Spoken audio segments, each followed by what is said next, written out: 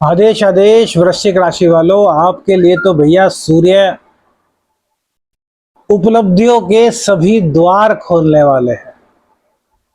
सूर्य की महिमा से आप देखेंगे कि जहां आपका राजनीतिक स्तर, राजनीतिक कद काफी ऊंचा होता है, वहीं बिजनेस हो या नौकरी, आपका परचम लहराना तो तय दिखाई दे रहा है।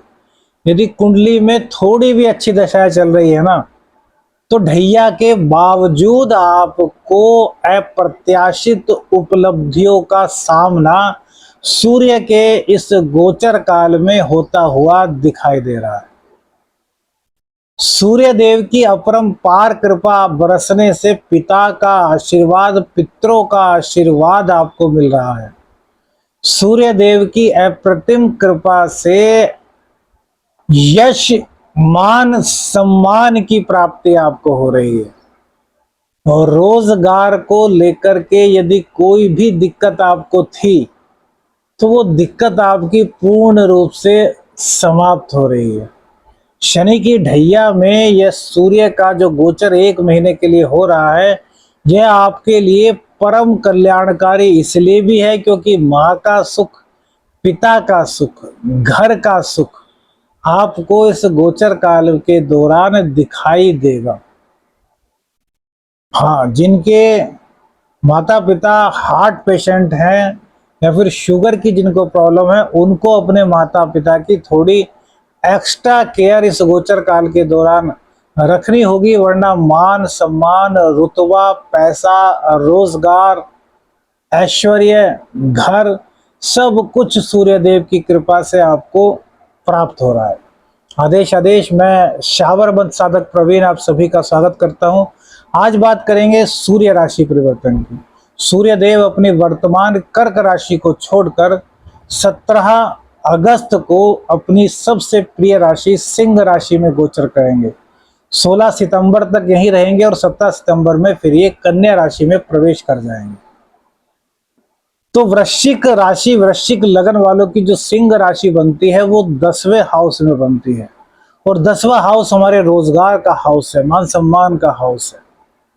हमारे बिजनेस की स्ट्रेंथ क्या होगी, हमारी बिजनेस के द्वारा स्ट्रेंथ क्या होगी, उसी का यह भाव है।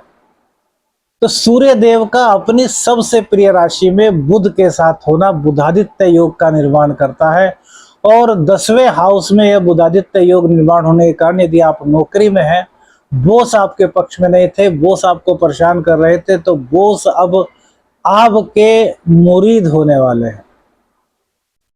बॉस की नजर में बस आप ही आप रहने वाले हैं, क्योंकि एक तो आपका टैलेंट जो आप तक आप खुद नहीं पहचान पा रहे थे ढैया के चलते हुए, वो आप खुद पहचान जाएंगे कि यार मेरे अंदर आखिर ताकत कितनी है, मेरे अंदर आखिर एलिजिबिलिटी कितनी है।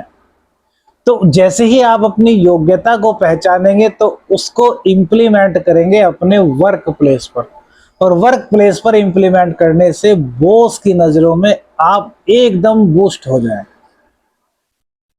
बॉस आप पर अतिरिक्त जिम्मेदारियां भी सौंप सकता है, और उन जिम्मेदारियों का निर्वहन आप बहुत अच्छी तरीके से करेंगे, जिसके कारण आपका प्रमोशन भी इस गोचर के दौरान संभव दिखाई दे रहा है। सूर्य देव के 10वें भाव में होने से राजनीतिक कद आपका बढ़ेगा, रुतबा आपका बढ़ेगा। राजनीति में यदि आप हैं तो यहां पर ये आपको कोई बड़ा ओहदा दिला सकते हैं सूर्य देव। पिता का आशीर्वाद, पिता की सेवा और पिता की सलाह से जो भी कार्य इस गोचर काल के दौरान आप करेंगे, उसमें सक्सेस मिलना 99% तय है। 1% तो प्रभु परम पिता परमेश्वर का है, उसे हम क्या कहें, क्योंकि अपवाद हर जगह होता है। कुंडली सबकी अलग अलग है, कुंडली में सबकी दशाएं अलग अलग चल रही हैं, ग्रहों का सबका प्लेसमेंट उनकी कुंडली में अलग अलग है। तो वो तो व्यक्तिगत कुंडली बताएगी कि यह कितना शुभ है, लेकिन गोचर के अनुसार यह अति शुभ स्थिति बनी हुई है। बिजनेस आप करते हैं, बिजनेस में कुछ उठापटक ढैया के कारण चल रही थी, तो वो बिजनेस की उठापटक समाप्त होगी। बिजनेस आपका बढ़ेगा, बिजनेस को एनलार्ज होने का मौका इस गोचर काल के दौरान आपको प्राप्त हो रहा है। पिता के सपोर्ट से या फिर पिता के नाम से आपको अपना प्राइवेट नाम मिलेगा। जैसे कि पिता का कोई आप बिजनेस कर रहे हैं तो पिता के नाम से वो तो आपकी ख्याति बढ़ ही रही है। आपने यदि अलग से कोई बिजनेस किया हुआ है या फिर आप साइड में भी कोई बिजनेस कर रहे हैं तो वहां भी पिता के नाम का फायदा आपको मिलेगा और आपकी साख, आपकी गुडविल में उत्तरोत्तर वृद्धि के संकेत दिखाई दे रहे हैं। अर्थात आपकी प्रगति का ग्राफ लगातार ऊपर की ओर बढ़ रहा है। सूर्य के साथ बुध देवता भी यहाँ पर विराजमान है और बुध देवता आपके एकादश के और अष्टम के मालिक हैं, तो इंट्यूशंस पावर आपकी बहुत अच्छी रहेंगी और बहुत सारा धन आप इस गोचर काल के दौरान कमा पाएंगे। धन की स्थिति बहुत ही प्यारी, बहुत ही शुभ रहने वाली है इस गोचर काल के दौरान। सूर्य देव की दृष्टि चतुर्थ भाव पर होगी जहां की शनिदेव भी है। शनिदेव खुद चतुर्थ भाव को बढ़ाएंगे तो कहीं ना कहीं भूमि के चांसेस आपको मिलेंगे। भूमि आप खरीदना चाहते हैं तो इस गोचर काल के दौरान खरीद पाएंगे। माँ की सेहत भी अच्छी होगी, लेकिन भैया जिनके माता पिता शुगर या फिर बीपी हृदय रोग से पीड़ित हैं उनको अपने माता पिता का एक्स्ट्रा केयर करना होगा।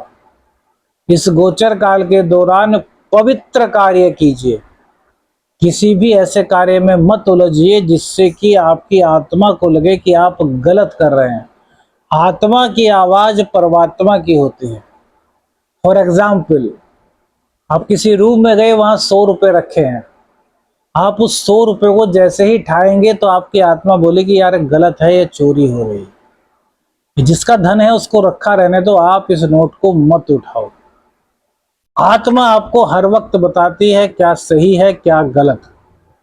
और उसके बाद भी आप क्या करते हैं, यह आपके कर्मों का निर्माण करता है। और जब कर्म बुरे होते हैं तो उसका परिणाम भी बुरा ही होता है।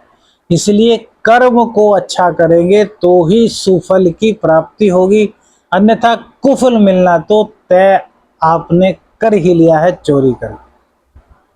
तो एग्जाम्पल से हमने जैसे आपको समझाया, तो आत्मा आपको हर पग पर बताएगी, तो आपको सही काम में जाना है। भूमि का सुख आपको यहाँ मिल रहा है, भवन का सुख आपको यहाँ मिल रहा है, किराएदार हैं आप और आपको मकान नहीं मिल रहा था, तो इस गोचर काल के दौरान आपको अच्छा कोई मकान मिल सकता है जैसा कि आप ढूंढ रहे थे।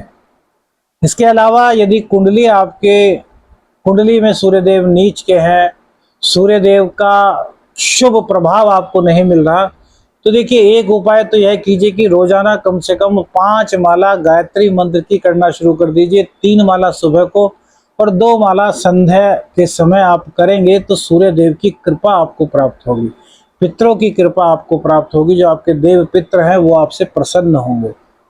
दूसरी बात, एक लाल रंग का कोई भी फूल ले लीजिए, उसमें 2 बूंद देसी घी डाल लीजिए। गाय माता के दूध से बना देसी घी मिल जाए, गाय का देसी घी मिल जाए तो सोने पे सुहागा।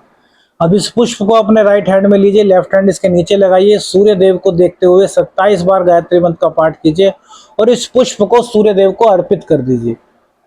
और अर्पित करेंगे तो वो ऊपर तो नहीं जाएगा, नीचे रहेगा। तो अर्पित करने के बाद, मानसिक अर्पित करने के बाद उस पुष्प को किसी गमले में आप डाल दीजिए।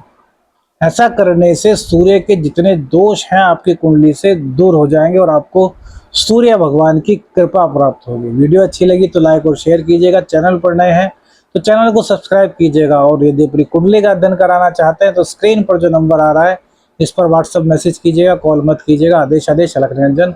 हर हर महादेव।